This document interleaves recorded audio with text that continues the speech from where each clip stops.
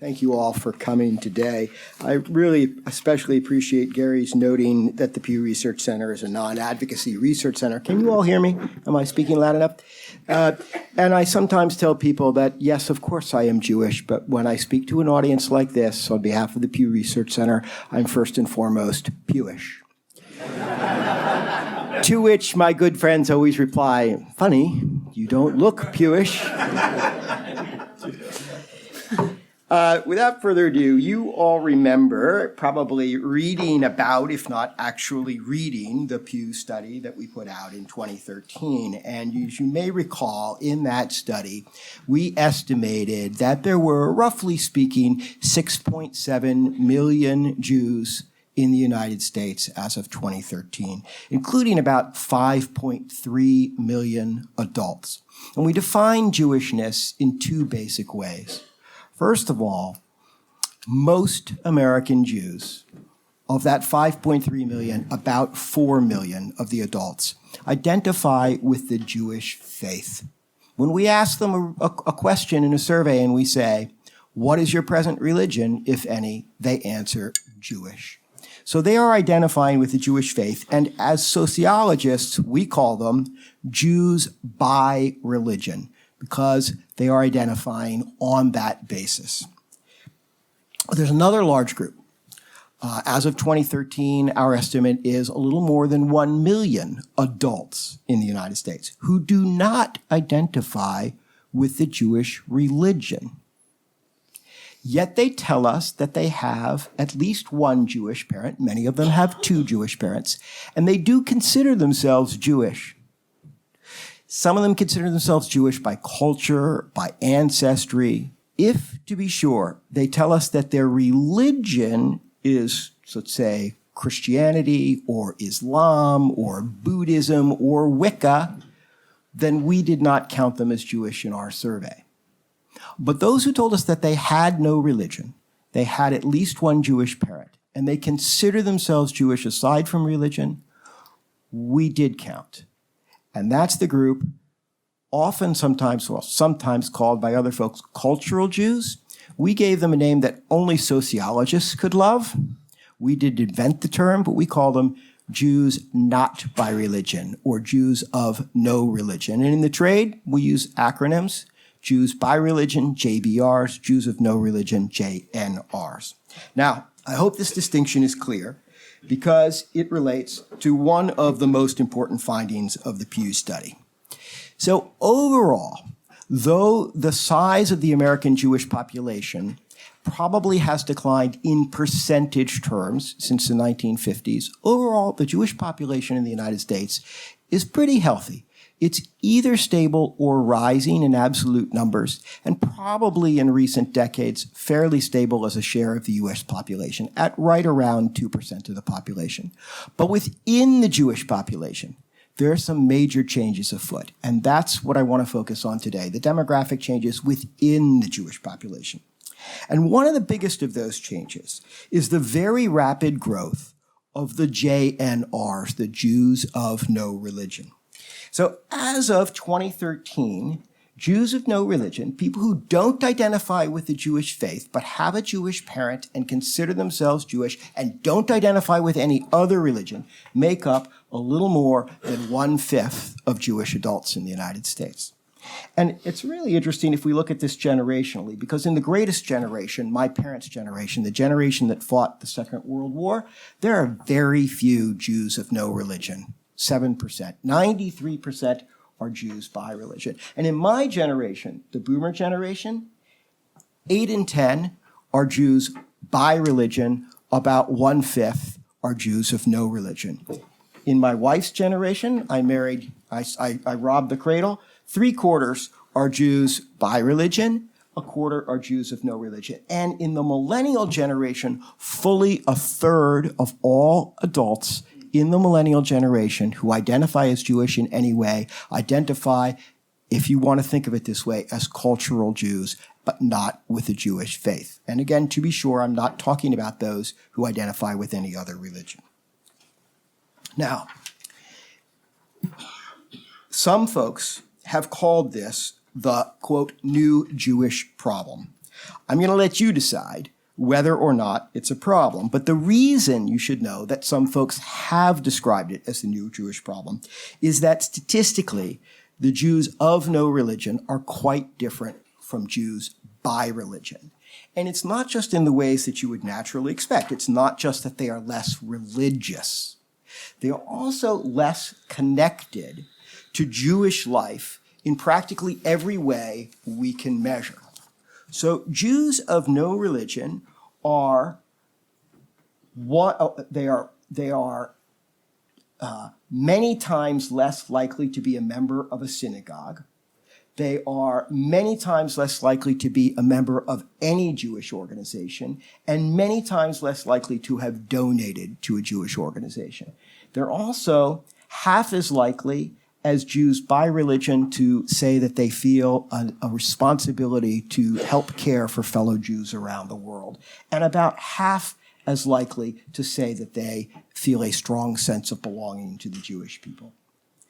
Most importantly, though, from the point of view of Jewish continuity and the issues we're talking about today, they are raising their children very differently from Jews by religion. This slide is showing you we asked Jews by religion how they are raising their children. 7 out of 10 Jews by religion who today are parents, or as of 2013, were parents or guardians of minor children in their household, said they were raising those children in the Jewish faith. Another 22% or so said they are raising their children either partly Jewish or Jewish but culturally Jewish, not by religion, but Jewish. And only 7% of the Jews by religion said they are not raising their children Jewish. Among the Jews of no religion, this growing share of the Jewish population, again, a third of millennials are in this category. Among these folks who have minor children in the home, 8% are raising their children in the Jewish faith. 22% are raising their children partly Jewish or in some mixed. And fully 2/3 tell us they are not raising their children Jewish in any way. And when I say in any way, I really mean in any way, because we gave them all these options. I've even condensed the options, but we gave them options to tell us that they're raising their children in many different ways of Jewishness. 2/3 of them say they're not raising their children Jewish in any way, which raises an obvious and unanswered question as to whether this growing share of the Jewish population will pass on any sense of Jewish continuity to their children and grandchildren. Now, intermarriage is a closely related phenomenon. Among Jews who are in marriage, Jews who have a fellow Jewish spouse, in our survey, 96% tell us they are raising their children in the Jewish faith, and a smattering in the other categories. Among those who are intermarried, and I want you to see both sides of the coin, because I'm not arguing against intermarriage. I'm leaving this up to you, okay? Among those who are intermarried, more than half are raising their children Jewish in some way. To be sure, 63% are raising their children in some way. Among those who are intermarried, raising them Jewish in some way. 20% in the Jewish faith, 25% partly Jewish by religion, and about 1 in 6 raising their children as what you might think of as culturally Jewish, so with some Jewish sense, but not Jewish religion. And a little more than 1/3 are not raising their children as Jewish in any way. Now, that, however, is not the full story of intermarriage. This is one, I think, of the, well, hold on, let me see. So intermarriage is rising. We can see intermarriage is rising in our survey. If we look at the share of Jews who got married before 1970, 80% of Jews who got married before 1970 married fellow Jews. Among Jews who told us in the survey that they got married in the 1980s, about 4 in 10 got intermarried, 6 in 10 married fellow Jews. Among Jews who got married since the year 2000 in our survey, 6 in 10 tell us they are intermarried. And if we take the Orthodox Jews out of this equation and we look only at non-Orthodox Jews who got married since 2000, it's 72% are intermarried. Now, what happens when intermarriage rises. Very simple answer. More children of intermarried couples are born. And in the American Jewish population, you see something really interesting. In the silent generation, the generation that came of age after the Second World War, 92% of Jews in that generation have two Jewish parents. In my generation, the boomer generation, 3/4 of us have two Jewish parents. Even in my wife's generation, nearly 3/4 have two Jewish parents. But here's something you'll notice in your day schools, in your synagogues, etc. In the millennial generation, can everybody see these slides? Am I in the way? I'll pull back like that. In the millennial generation, half of Jews in the millennial generation have one Jewish parent and only one Jewish parent. Okay? And this doesn't add up to 100% because there is some true Jews by choice, people who have no Jewish parents who convert. But half of Jews in the millennial generation have one Jewish parent and half have two Jewish parents. Now, again, that's not the full story on intermarriage. There's something really interesting, and this, I think, is one of the most important slides, and it's going to take your full attention. And this was not, to be sure, in the 2013 survey report. It's something we found out, we discovered in the data later, and I think it's very important and interesting. The base for this slide, as Gary told you, we did screening interviews with 70,000 Americans of all varieties, not just Jews. We started out with the general population, and we asked everybody about their parentage. The basis for this slide is all American adults who tell us they have one and only one Jewish parent. So all Americans who have one Jewish parent, and then what we're looking at in this slide is, and how do those folks identify religiously today? So, among the ones who are older, among those who are age 65 and older, who have one Jewish parent, guess what? 3/4 of them are not Jewish. And I mean not Jewish in any way. In fact, most of these people, I can tell you, we know this from the survey, are Christians, and they're believing Christians, behaving Christians as well. Even in the middle-age categories, those between 50 and 64 and those between 30 and 49, more than half of people in that generation who had one Jewish parent today are not Jewish in any way. Again, most of them are Christians. But let's look at this millennial generation, and something amazing has happened. In the millennial generation, among people who have one Jewish parent, 60%, an absolute majority, identify as Jewish. About half of them identifying with the Jewish faith as Jews by religion, and about half in that category of Jews of no religion. So what is going on here? And I submit to you, and many sociologists have looked at this, and I think the consensus is very clear. What we think is going on is that the share of the offspring of intermarriage who are choosing to identify as Jewish in adulthood is rising. So we have to factor that in now when we think about intermarriage. Indeed, there are some sociologists now who argue that intermarriage is a net source of gain in numbers for the Jewish population in America today. They can make that argument on the basis of this chart. Some are calling this a game changer in understanding Jewish population dynamics in America. My own view is that the jury is still out. And the reason I say that is that, to me, the long-term impact of intermarriage is still unclear. And one of the key reasons for that is that this group of people who are between the ages, or were between the ages of 18 and 29 at the time of the study in 2013, most of them are not yet married. And they are identifying as Jewish. But if past is prologue, many of them will marry, and many of them will intermarry.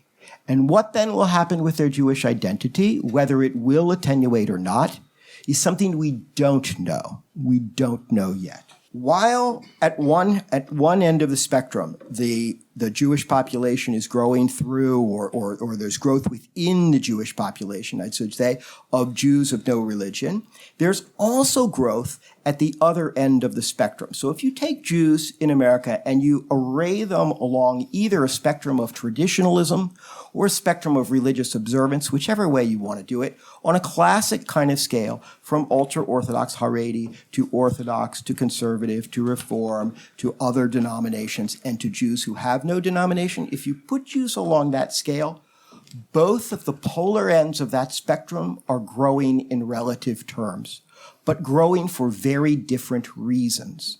Okay? The Jews of no religion we've just talked about. Let's talk about Orthodox and especially ultra-Orthodox Jews. First of all, nearly all Orthodox Jews are Jews by religion. Most are married, and their marriage rates are very high, especially compared with conservative and Reform Jews. So other Jews, conservative and Reform Jews, about half of Jewish adults in the conservative and Reform movements are married today, compared with 70% of Orthodox Jews. And notice the big difference between modern Orthodox and Haredi. Modern Orthodox actually look a lot like Reform and conservative in their marriage rates. Haredim are up at nearly 8 in 10 are currently married. There's virtually no intermarriage among the Orthodox, and no one could have invented these figures and made them look any more straight line. 98% of Orthodox Jews intermarry. Let's call that 100% for all statistical purposes. Really almost never get 100% in surveys. 3/4 of Orthodox are in-married. Half of Reform are in-married, and 1/3 of Jews who don't identify with any of the major streams of Judaism are in-married. Fertility, startlingly different figures. Conservative and Reform Jews are below the replacement rate. All else held equal, conservative and Reform Jews are not having enough children to maintain the size of their population, even if all those kids were to become Reform and conservative Jews. Among Orthodox Jews, it is far more than the replacement rate. Orthodox would be growing for reasons of natural increase. So, let me just back up for a second. If people say Orthodox are growing through fertility, they're correct, but it's a little bit of an understatement. It's not just high birth rates. It's actually high marriage rates. It's young, getting married young. It's having lots of children, and it's raising those children as Jewish.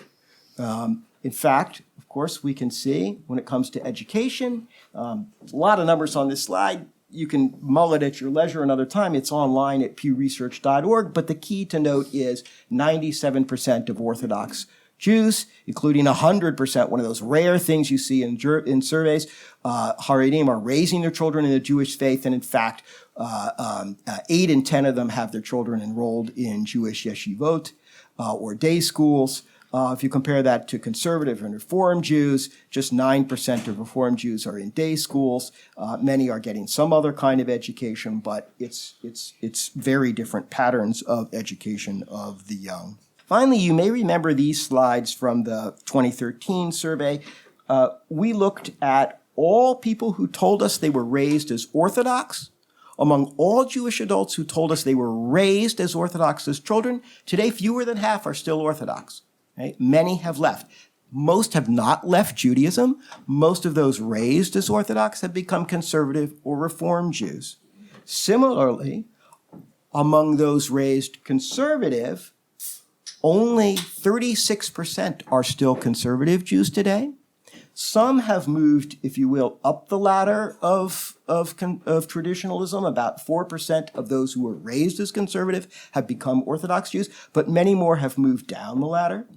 And finally, among Reform, 55% of those raised Reform are still Reform, 45% have left. Again, most have not left Judaism entirely. Most have moved down the ladder of traditionalism. To be sure, of course, there are Baalei Teshuvah, there are people who move up the ladder and become Orthodox, but there's much more net movement down the ladder. So at one end of the spectrum, the Jewish population has been growing through basically what you might think of as religious switching. It's not formal conversion out of any of these, but it's moving down the ladder of traditionalism. At the other end of the spectrum, the Haredi population in particular, the Orthodox population more generally, have been growing through natural increase. The old stereotype of Orthodox Jews, old men and women, right, doddering down the street, not at all what you see in Orthodox communities today. As you know, today the image of Orthodoxy is couples with double baby strollers. Median age will show you this picture very clearly. The median age of Orthodox Jews in the United States today is fully 15 years younger than the median age of of conservative and Reform Jews. These pie charts you might take, these are a snapshot in time, but insofar as we can look to the future, they give us a sense of where things are going demographically. And you'll note that among Jews over the ages of 50, 2/3 of them are either in the conservative or the Reform movement. Among Jews under the age of 30, 40% are in the Reform or conservative movement. And what is growing? The Jews of no denomination. Now, that's not identifying with any, that's a little bit different from the Jews of no religion, but it includes the Jews of no religion. Most of the Jews of no religion don't identify with any denomination. That group is dramatically larger among Jews under the age of 30. But the Orthodox share, the Orthodox slice of this pie, is also dramatically bigger. Interestingly, if we look at levels of observance, and to me this is very surprising because it's not true of the US population as a whole, but among Jews, if you look at Jews under the age of 30, overall, as a whole, they are no less observant than older Jews. But remember that the composition of that population under age 30 is very different. There are more very non-observant Jews of no religion in that category. There are also more Orthodox Jews in that category. You put the two things together, and on the whole, they look very much like older Jews. So you see, and I'm going to sum up here because we need to keep this moving. I hope there'll be questions we can talk about. Overall, young Jewish adults are, at one and the same time, much more likely to be Jews of no religion and more likely to be children of intermarriage. And they are less likely to identify with Reform or Conservative Judaism, more likely to identify with no stream of Judaism. But they're also more likely to be Orthodox. And they are less likely personally to belong to a synagogue, but they are just as likely overall to attend religious services. And with that, now, speaking Pewishly, it's important to realize on the wall of the Pew Research Center, we have Daniel Patrick Moynihan's famous quote. Everyone is entitled to their own opinions. They're not entitled to their own facts. I'm very pleased that Jonathan is here and can use these data, I hope, to speak and give you some broader sense of what, in his mind, these data mean. And if you want to come back to me with questions at the end in the question and answer period, I look forward to them. Thank you very much.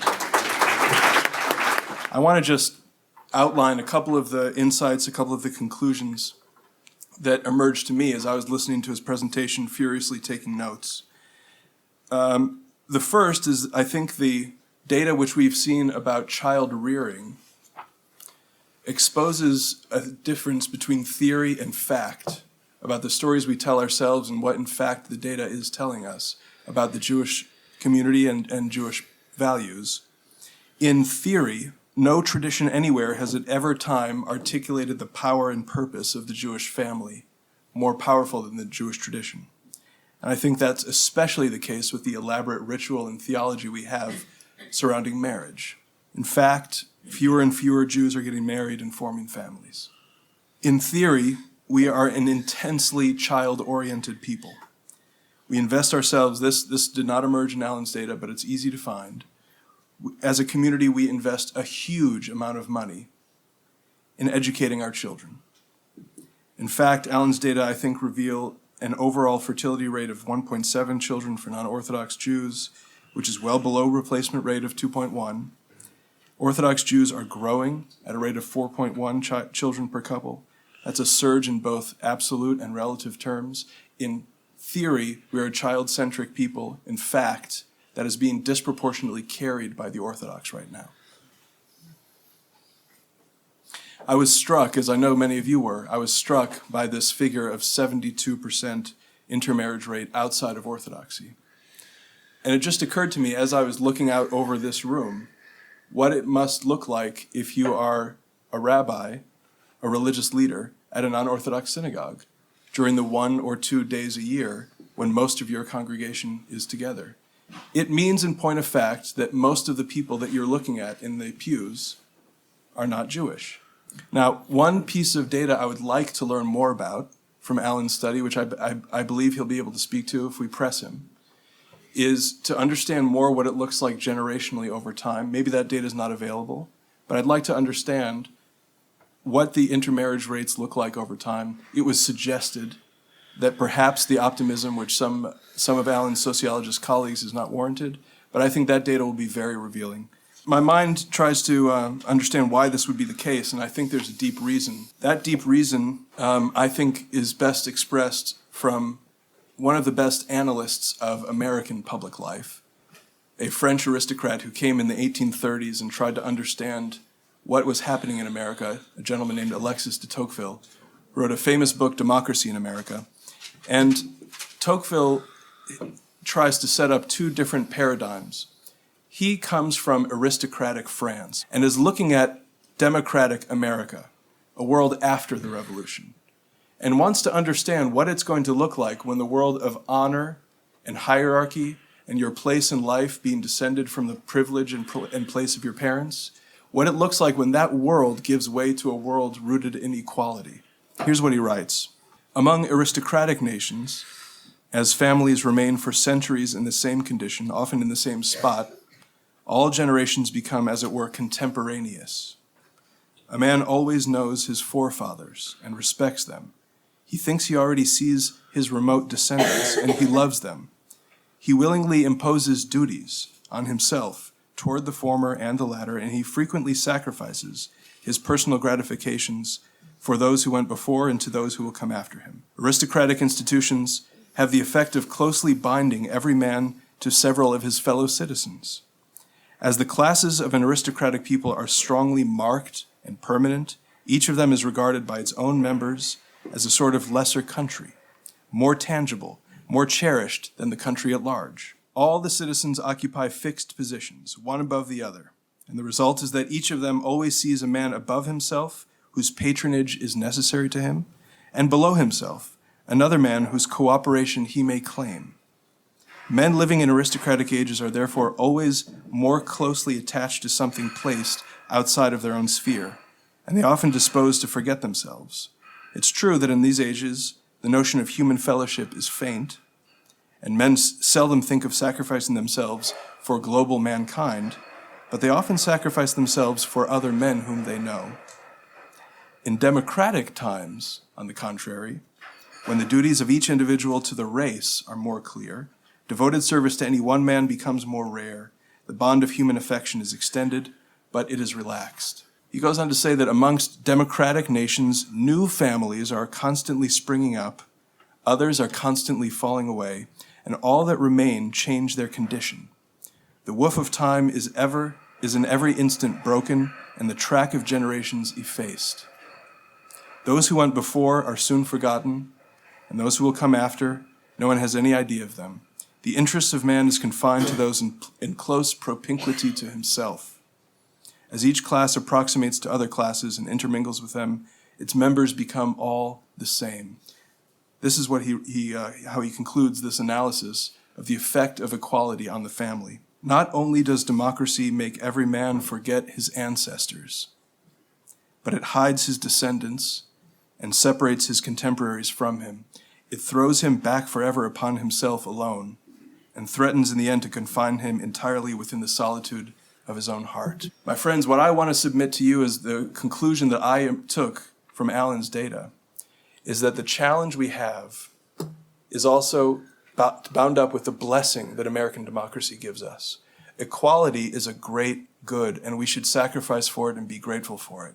But equality is also, in part, responsible for forming the culture that has made this data possible. Equality it's not either or. It's not that equality is good or bad. It is both and. Equality is both a great virtue and strength, and it is our great challenge. Let me just conclude with a couple of notes about what I think this data suggests in terms of what priorities should govern Jewish communal resources. First, I don't know how many of you are aware, how many of you spend any time in real Orthodox communities, but does anyone in this room know about the institution of Gemach? Several of you do. For impoverished members of the Orthodox community, there are mutual aid societies driven entirely by voluntary gifts that allow, with dignity, impoverished brides to have bridal gowns, which drive hungry Jews to soup kitchens and to hospitals.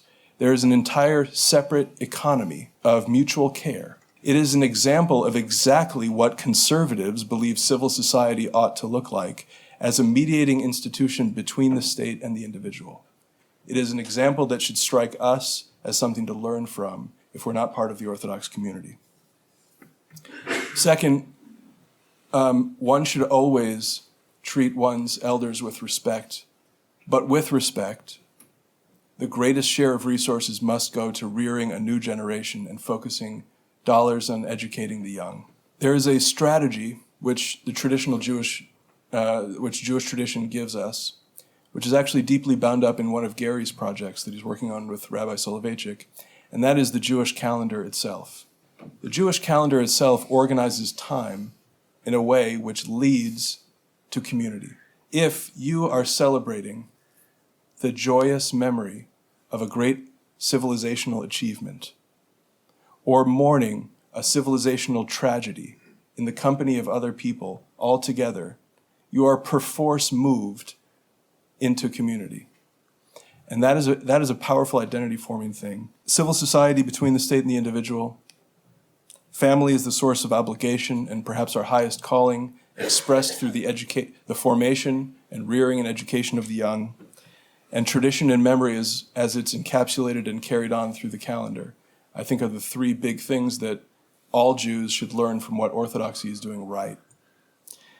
Let me just end with another story, because I think it puts into perspective what's at stake. My wife and I were called this past June to our kindergarten son's Flag Day celebration at his Jewish day school in suburban Maryland. My son goes to a private Jewish day school, and they're celebrating Flag Day. That means that all 60 children standing in the gymnasium, boys wearing kippot, girls dressed a little more modestly than they otherwise might, were standing before their parents, all of whom had taken time off of work to come and watch them. And 60 children in unison are singing songs of American pride, American music, reciting from memory American poetry, saying the national anthem. And one had to wonder if perhaps at the public schools, next to the private Jewish day school where my son was going, if those public school children were celebrating Flag Day in a similar way. After all, the public schools where our tax dollars go precisely to form American citizens. It makes me think that perhaps not only is the Jewish soul at stake in adopting the recommendations that the Orthodox offer us, but perhaps there's something even in America at stake.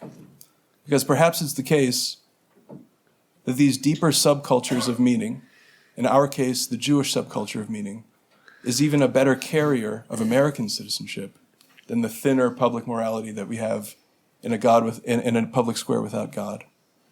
These are scattered thoughts, but they're what came to mind as I tried to analyze Alan's data. Thank you very much.